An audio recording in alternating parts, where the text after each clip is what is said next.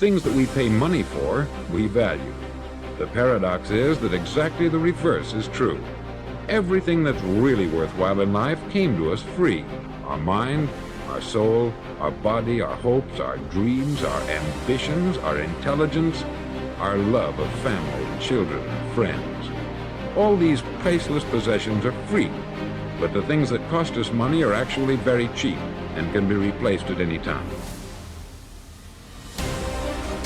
If it is your attachment, say, to material things or status or whatever, it's interfering with your psychological progression. Now, the idea is that you should let go of whatever it is that's interfering with your psychological progression, because no matter how valuable what it is that's interfering is, it's not as valuable as what you're giving up. The idea of the material world, it is in its own way a symbol. That is to say, if you buy the word material, you mean some sort of basic stuff out of which the world is made. The confusion of money in any form whatsoever with wealth is one of the major problems from which civilization is suffering. When we first began to use symbols to represent the events of the physical world, we found this such an ingenious device that we became completely fascinated. And in ever so many different dimensions of life, we are living in a state of total confusion between symbol and reality. But our culture, our civilization, is entirely hung up on the notion that money has an independent reality of its own. Let go of what's going to come to you, and what is going to come to you will keep showing up in larger and larger and larger amounts. And there's great wisdom in that fable. Let it chase you. Let it follow you, instead of being something that you're consumed with having to get. Because the more you're attached to the outcome, the more you're trying to get something that isn't what you need. But here's what's powerful. If you have a list of high purpose in your life, it pulls you toward the future.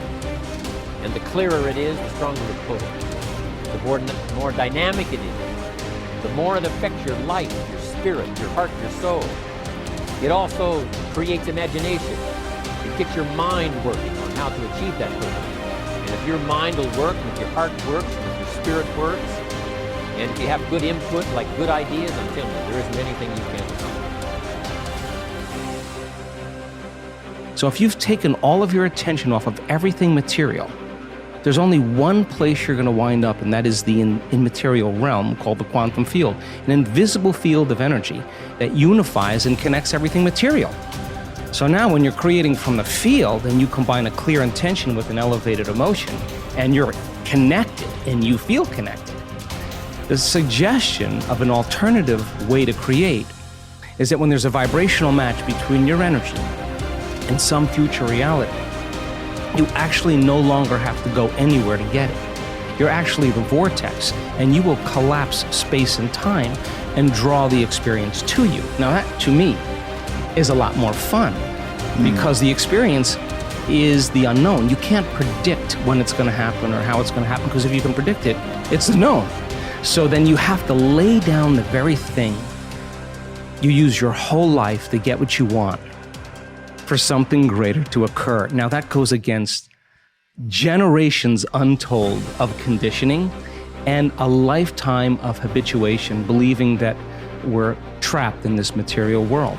And yet I can say to you without a doubt that once you understand that formula, and once you know how to create that kind of brain and heart coherence, the side effect of that is a change in biology, neurologically, chemically, hormonally, genetically. We've measured it. We've seen gene regulation changes in 4 days. More brain coherence, more heart coherence. Your brain's working better. You're trusting your heart. It's open. There's different chemicals that are released. Oxytocin suppresses survival centers, resets the baseline of a person's trauma or shock. Your immune system goes up. You lengthen your telomeres. We've measured that too. So you're changing the future of your body. You're extending your life. That's evidence, right? So we have the evidence to know that it could happen because we've measured it. But the real evidence is watching the testimonial of someone who says, I had stage 4 cancer. I was told as a 41-year-old woman that I wouldn't live for more than 2 months. And I have no evidence of cancer in my body at all. Or someone that's a physician who has Parkinson's disease that's tried everything from the medical route and has one transcendental moment, and their tremors and their pain are gone. And now they're chewing food, they're swallowing, they're blowing their nose, they're standing up on their own. That's energy affecting matter. So we have hundreds and hundreds of testimonials of people that not only healed their body, but created pretty profoundly magical things in their life. So you have evidence in the scientific world, you have evidence in the practical world, and evidence is the loudest voice right now.